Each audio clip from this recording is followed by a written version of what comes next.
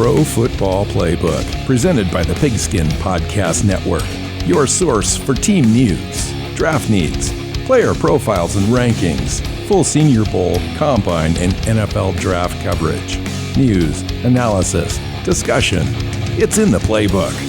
Now, here is your host, sports journalist Bill Alvstad, and featured analyst Keith Myers.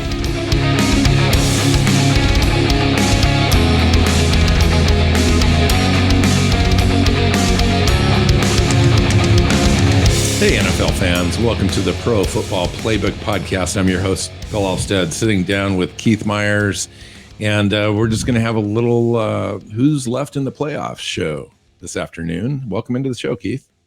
Yeah, it's this was a fun weekend in theory, but man, there was a lot of blowouts that we just watched. A lot of these games were a lot less entertaining than I'd hoped for.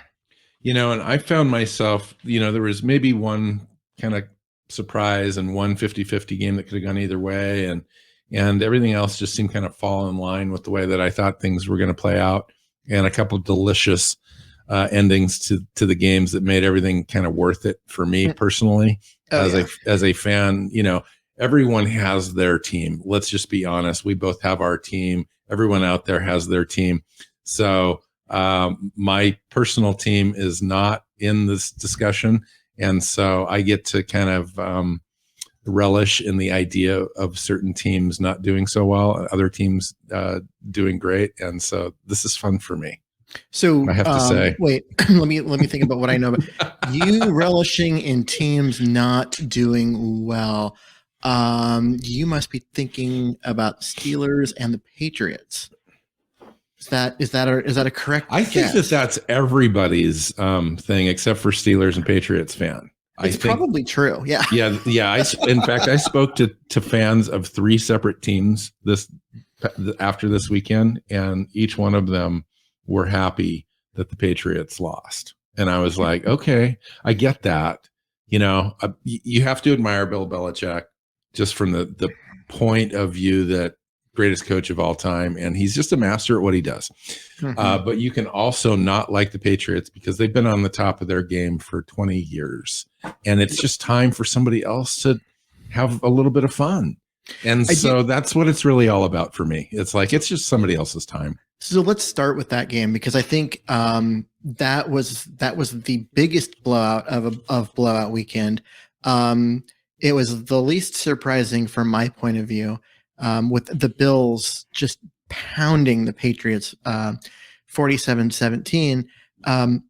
But it spoke to a couple things. One, that the Bills, despite their mid-season kind of like swoon and where they weren't quite as good, they were a legit team at the beginning of the year. They were a legit team at the end of the year.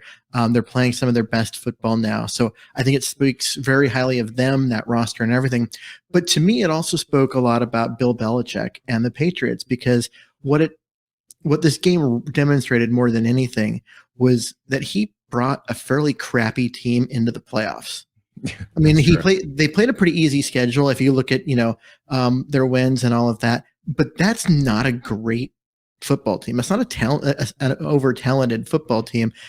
And they still made the playoffs. I think this was, believe it or not, one of his better coaching jobs. And they were in the conversation late into the year as to win the division and, kind of be better than everyone really thought. I mean, nobody really kind of gave the Patriots this sort of opportunity at the beginning of the year. New quarterback, Mac Jones. There were very few expectations there.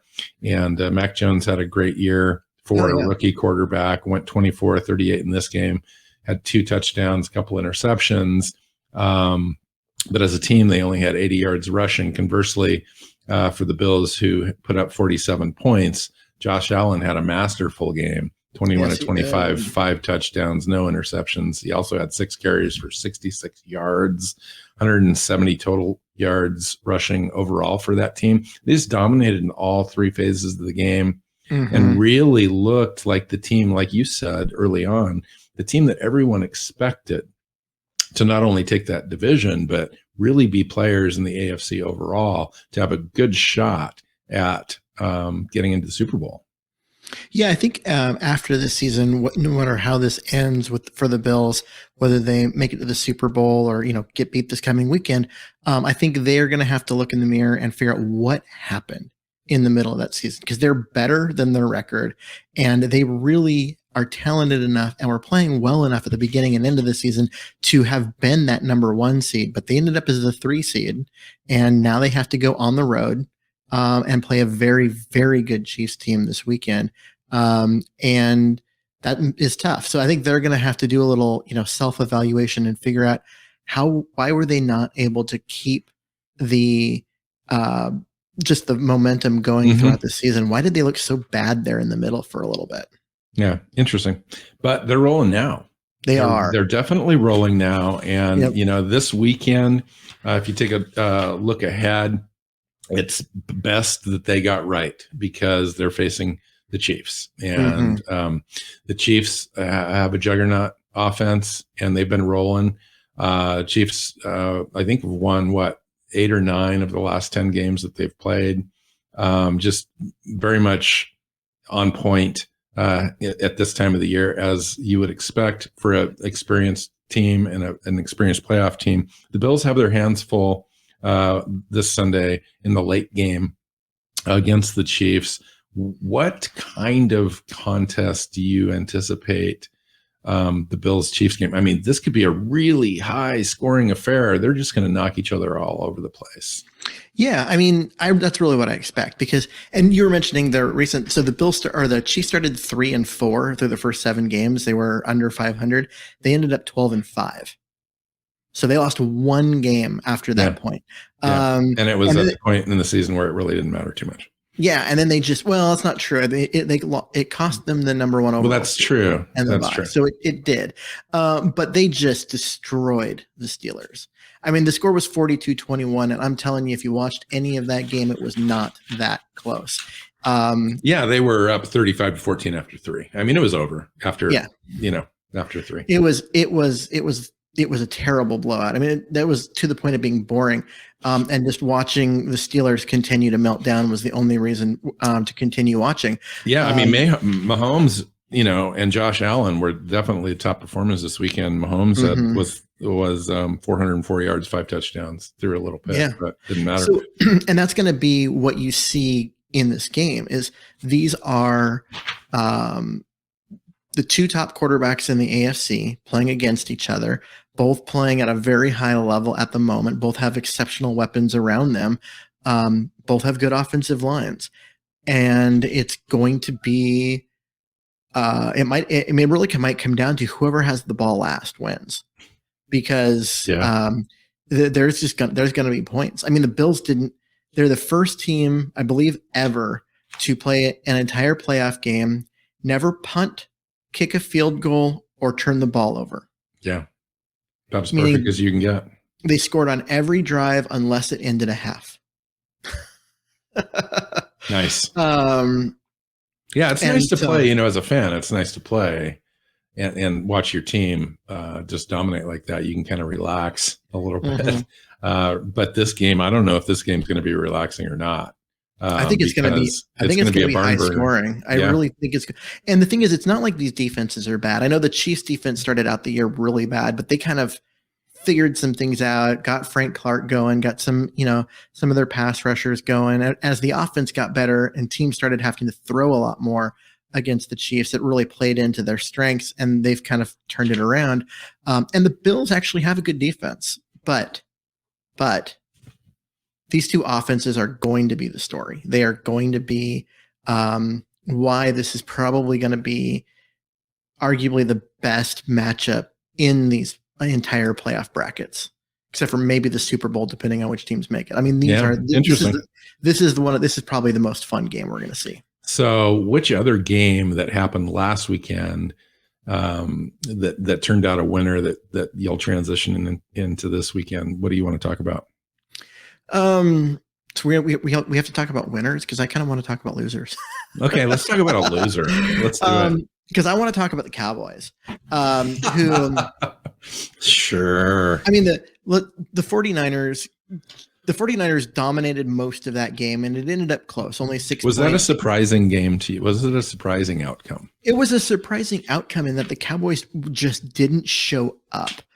They didn't have a lot of energy, and they were just out-coached and out-game planned. That's exactly in every right, way. Keith. And, you know, the Cowboy offense just didn't look organized. They didn't know what they wanted to do against that 49er front. The only note that I wrote in this little segment was exactly what you just said. I said, beyond the bizarre final play, Cowboys outplayed and outcoached in this game. That was my note. Yeah. So, and the 49ers aren't that good of a team. If you watch them play all year, and I'm sorry, 49ers fans that are listening, but I think you'll understand what I'm saying. This is a team that at one point looked like they were not going to make the playoffs. They had to go and beat the Rams in the final week in order to squeak in. And I mean, they got beat by, you know, a fairly mediocre Seattle team twice in games in which Seattle really dominated both those games. And that's just, you know, this is kind of where they're at. They have a good roster, but they've got an average quarterback at best. And they just haven't put a lot of good games together in a row, but they just out schemed the Cowboys. The coaching job that Shanahan did versus Mike McCarthy is like, I mean, you have one great coach and you have one seriously lacking coach, and the great coach won this game. And that's not to take away from the players, because the players played really well too. But even you get into that, and you know, Garoppolo tried his best to give the game back to the Cowboys, but that dumb interception at the end of the game, and then, you know, it just gave them opportunities, and they just weren't able to convert when they needed to down the stretch. And the Cowboys had a chance with the ball late to win. And then there's just the absolutely bizarre, stupid ending of this game, which if you want to talk about, we can, because it's literally they had 14 seconds left, and they ran the correct play, but the execution on it was poor. Plus, you know, you had the center positioning the ball, which he should never do at end of game scenarios. The ball should always be handed to the judge to place that ball, because that's the quickest scenario that happens. And then if they screw it up, it's on them. So they just never got the playoff. Yeah, because you get through that play, and Dak takes off up the middle because they've got 6 players on the sidelines to make sure you don't get out of bounds. They've got no one in front of him. You can get upfield and get, you know, yards that you need without trouble. So he gets up, he slides, he gets down, and then when he pops up after the slide, he turns around and hands the ball to his center, who places the ball on the ground, and everyone lines up. That's just, I mean, do you not know what you're doing at all? The play can't start until the umpire touches the ball. And McCarthy in his press conference described it exactly the way that they did it, which is incorrect. Yeah. Like he said, you know, we instruct Dak to hand the ball to his center. No, which is stupid. You don't do that. No, you hand the ball to the umpire. You get up, you find him, and you run the ball to him, because he's the one who has to set the ball, touch it, and say, this is where the ball is going to be. And if you haven't done that, the play won't start, the play can't start, and it can't happen. So they had to wait for that. And then because they didn't hand it to him and let him start there, they all got lined up in position, which meant they were in the way of him trying to get to the ball. They cost themselves probably 4 seconds. They would have been able to get that play, get the ball spiked easy. Had 2 seconds or so left after the spike. Had they actually handled that correctly, and they didn't. It's just totally on them. And for McCarthy to come out and say, no, we instructed them to do that way, means that does McCarthy does not know the rules, or is he just covering for his player? And that's the thing, is I think he was covering for his player, but come on, dude, come on. You just say it. We screwed that up.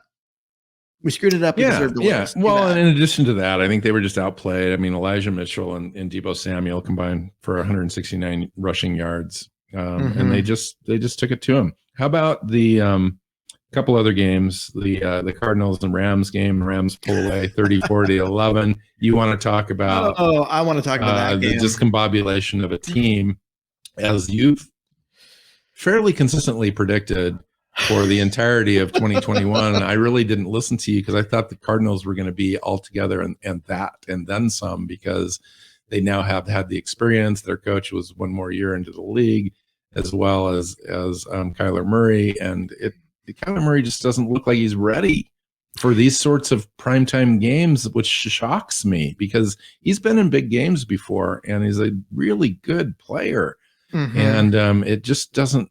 I don't know, like that flip in the end zone was just it was just ridiculous. That put up, that put the Rams up 21-0 at that point, and then the Rams come out at halftime on their first drive and score again. It's 28-0 after the first drive in the second half, and it's over. Yeah, and I mean, this is God. You want to talk about awful coaching? And you're right. This is what I've been saying all year, right? That last year they started, what was it, 8-0. They were the last undefeated team, or no, the Steelers were the last undefeated, but they were the last undefeated team in the NFC, and then they didn't make the playoffs. This year they were the last undefeated team at 7-0. Oh, and they just limped in all the way from that point too. They were 10 they were 1 point. They were 10-2. They were the number one first overall part of December, seed. 10-2. They were the they had won they were 2 games up in their division over the Rams. I was pressing you in the 1st of December. I was pressing you to agree with me that they were better than they turned out to be. And you were sticking to your guns. And I have to say, I admire you for that. If you know anything about Cliff Kingsbury as a coach in his history, you knew that it wasn't going to last. How he ever got that job with no resume whatsoever of success at any level is amazing. And the fact that they've managed to stick with him after he's continued to flail and, be terrible in the second half of seasons for 3 straight years it amazes me. Why do you keep him at this point after watching what they did? They really are they lost 5 out of their last 6 games. Yeah, they're at a critical juncture in their franchise where they've got a good roster, and if they had a great coach, that could be a tipping point for them, and they really should move in that direction. I just don't know that they will. You've watched Murray play, right? And you've seen him play a lot. And he is fun. He's exciting. He pisses off opposing teams because they think they've got him stopped, and he somehow, I don't know, does some crazy wizardry. He's quicker than he is fast, but man, he's fast enough, and he's just a quick little shutterbug out there. Yeah, and he's accurate. He's got everything that you he throws on the run really well. Except for maybe about 2 inches of height, but and we're seeing a little bit of poise issues that come up now. Do you think with his talent you can win a Super Bowl with him? Yes. Okay. Do you think that the pairing of him and Cliff Kingsbury is capable of winning a Super Bowl together? Keith, I think that really depends on the leadership around the team. And possibly a strong influence on as a defensive coordinator or something like that, to add balance to that equation. It's possible, Keith, but you certainly haven't seen any indication that is happening anytime soon.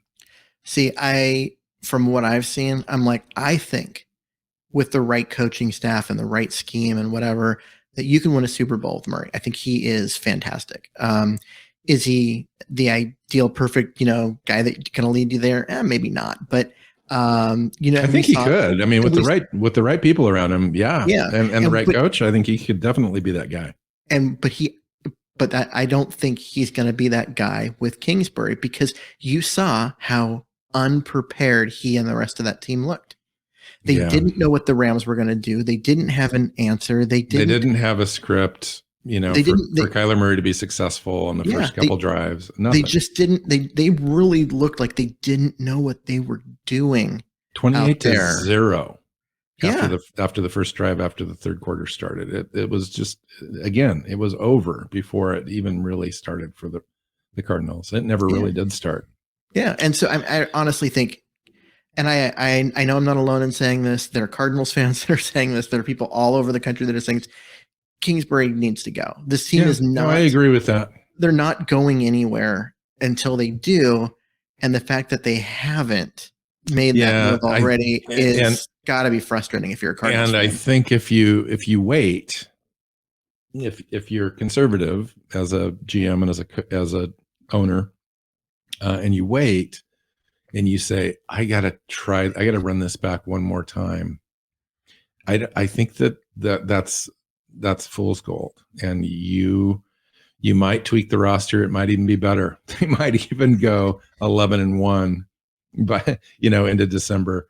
But the proof's in the outcome of late games, meaningful games, and they just aren't that good. I do believe that they need to make a change. I just don't know that they have the will to do what is necessary to do that. We'll see. So Cliff Kingsbury's record in Arizona is 24-24-1. And that includes... God, that seems like it's not good enough when you start the way that they've started. Oh my goodness. What? And they've been so good the last couple of seasons through the first 8 to 10 games to 12 games. And out of a division that's solid. Mm-hmm. Like one of the best in the NFL. And if then, not the best. But then at the end of the day, he's 24-24-1. That's interesting. Pure mediocrity. When he's got the number 1 overall pick quarterback who halfway through the season, a little beyond, was a legit MVP candidate. He's just putting up monster numbers and a good roster, a good defensive roster, lots of talent around him, and yet 24-24-1. All right. So let's talk about the Rams game this weekend. Rams are visiting the Buccaneers, and we can transition into the Bucs game against the Eagles after this. Mm-hmm. Rams visit the Bucs Sunday, the early game. This will be interesting. I mean, this is probably the biggest game. Well, it is. It's the biggest game Matthew Stafford's ever played in. Absolutely. And he just got his first playoff win of his career. I know, which is just wild to me. Of like a 12-year career or whatever it is. He just got his first playoff win. But that's what happens when you play in Detroit. I don't want to diminish the Eagles, but I'm going to diminish the Eagles a little bit because I'm just going to talk about the Buccaneers. The Eagles just weren't quite ready for prime time. I think that they're an ascending team though, but Jalen Hurts wasn't quite ready, and they just couldn't run the ball against the Buccaneers defense. They had like 44 yards rushing through 3 quarters. The game was over. Listen, what I want to talk about though is this was just a warm-up game for the Buccaneers, and they look great. Brady though was just crazy. Quick release is just phenomenal. Like he's always been excellent, but in this game he was just super special. It was like 2.17 seconds, his best release game all year, and the best in the NFL actually. And so they go up against the Rams team that has a really decent front 4 and could get disruptive for Tom Brady. And then Jalen Ramsey is Jalen Ramsey. He's always going to be a tough out in the secondary. But do the Rams have enough to overcome the Buccaneers on the road with Stafford being inexperienced? But Stafford is a good competitive guy, so I'm interested in this matchup, really. I am too. I think the Rams go in there and win this. And wow. And the reason is nothing really to do with any of the points that you made, but it has to do with all of the talent on Tampa that won't be playing. You think it's finally going to catch up to him? I think that you could see in this game, part of the reason for that 2.1 seconds release is they've got Evans is the only guy on that, the only receiver that's really like a good big time receiver, and they were just double teaming him on every play. So it was that is a great counter. That is a great counter to the Rams front 4, though. It is, but at the same time, you've got a group that, I mean, you got Jalen Ramsey, who's probably the best cornerback in the league, to put on Evans. Who else does he got? Yeah, right now, nothing. Yeah, he's got nothing. Because Godwin's not going to play. Brown is no longer with the team. Both of his top running backs are out. Like it's just, I think this is a game where it could catch up. I really do. it's a mash unit out there for. And the Rams were really good at one point. They lost it, similar to like the Bills. They went through a spot. Matthew Stafford looked awful. He was getting sacked and pressured. And the Rams offensive line, which is usually really dependable, was not so dependable for a stretch. And but they've kind of turned it around a little bit. And when Cam Akers is back, and he makes a huge difference for that team. Yep.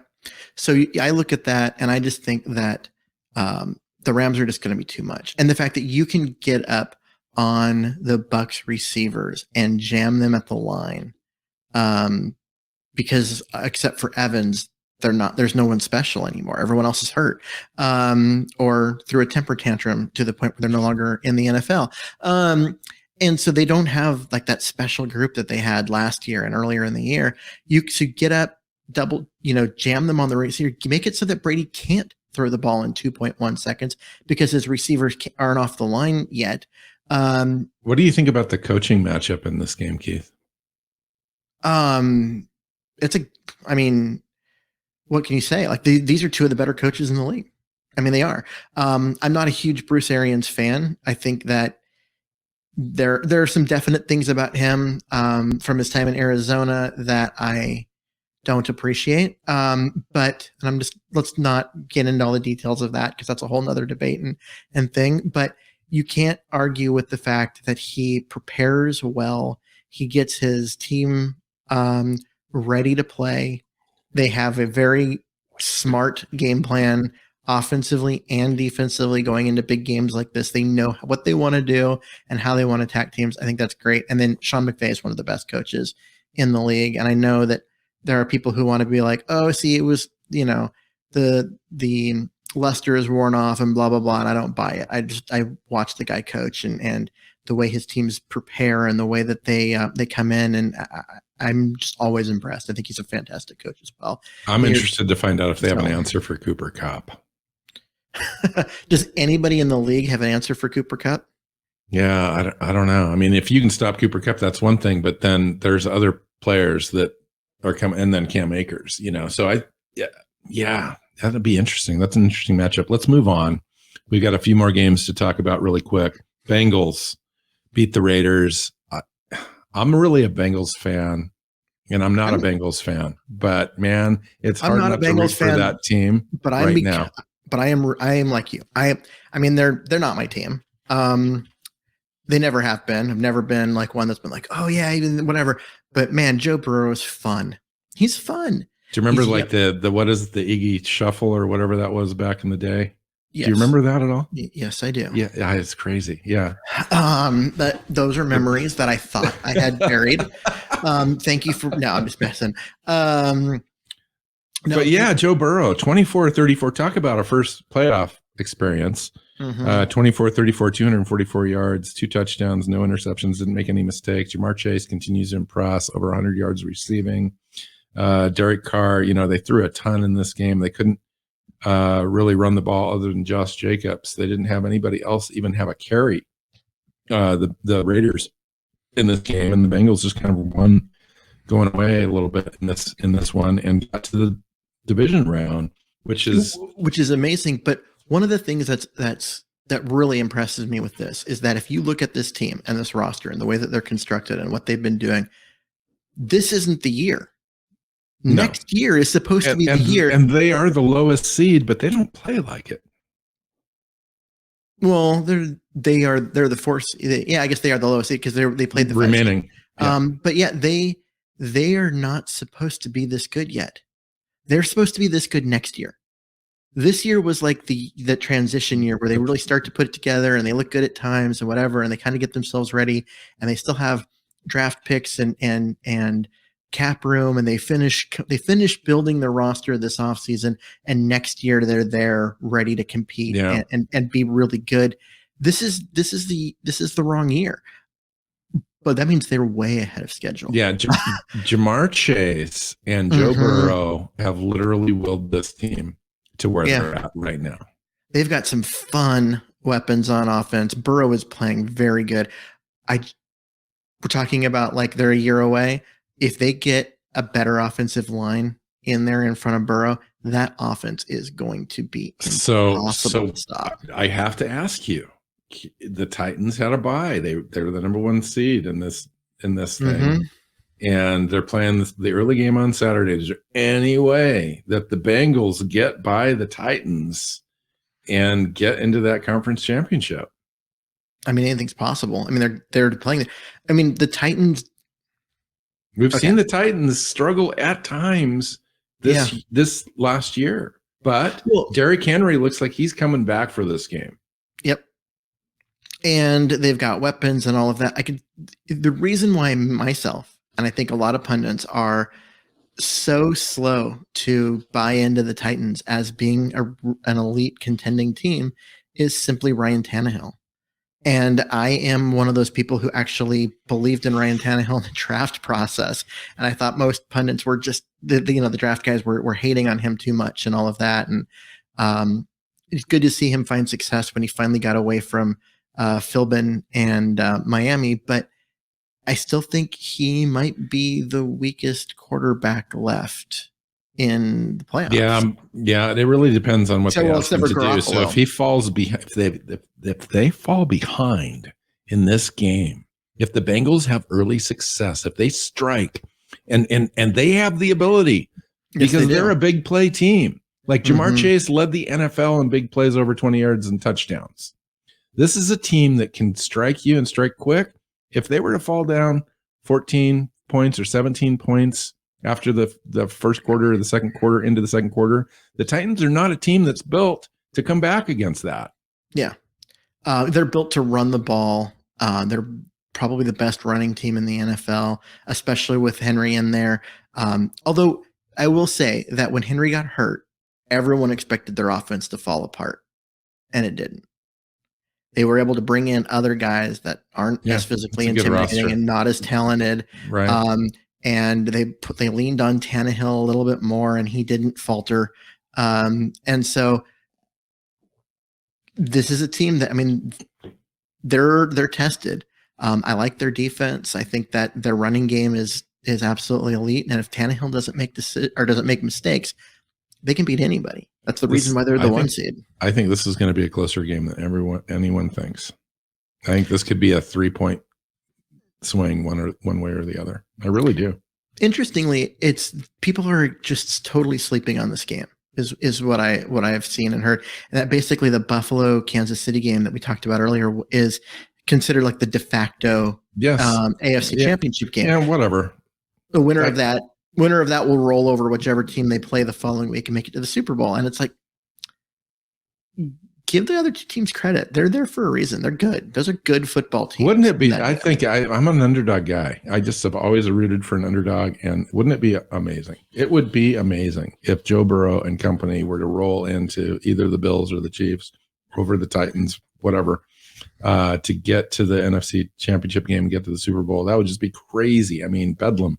All right, we have one more team to talk about. I wanted to talk about the the other team that had to buy the Packers. Packers are facing the 49ers. 49ers travel to Lambeau. Nobody wants to travel to Lambeau Field in January. So tell me, Keith, do the 49ers have any hope of getting past the Packers on the Saturday late game? Honestly, no. They don't. They only have one. The Packers have one susceptibility. So there are two things on offense. One's on offense, one's on defense. Okay. You can run on the Packers.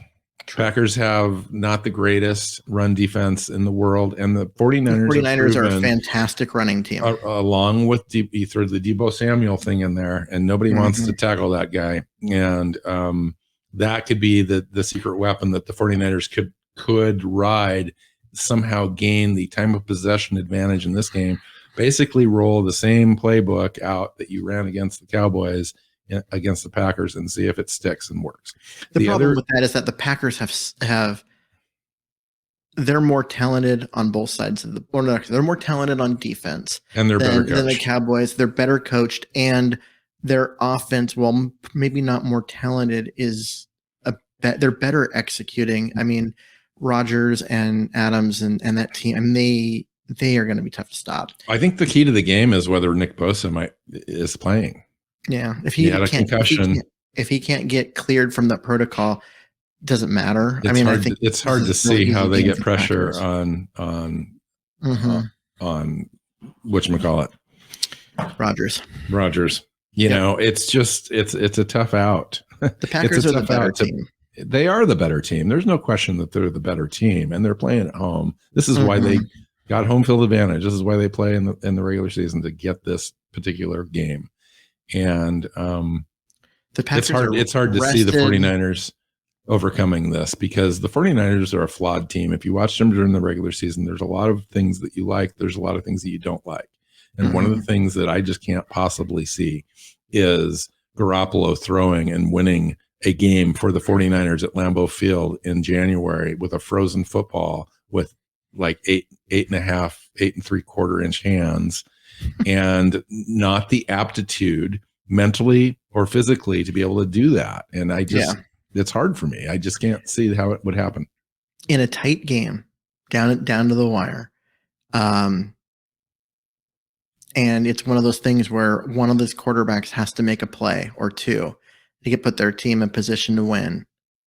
It's not going to be Garoppolo. It's going to be Aaron Rodgers, who is by far the superior player. No, absolutely. So, yeah. Okay. So that's it. So the next time we record, we'll have our conference champions, and we'll be talking about the AFC and NFC championship games. Yeah. And it'll be interesting. It'll be interesting. It will be. So we are going to do a draft show later this week as well. We're going to be talking about linebackers, off-ball linebackers, middle linebackers, strong side linebackers, etc. So look for that show to come out. You can follow Keith on Twitter at Myers NFL. I'm at Alvstad NFL. The show is at PF_playbook on Twitter. Pro Football Playbook.co is the website. Follow us on your favorite podcast platform and YouTube, and subscribe. That would be awesome. So until next time, we'll see you.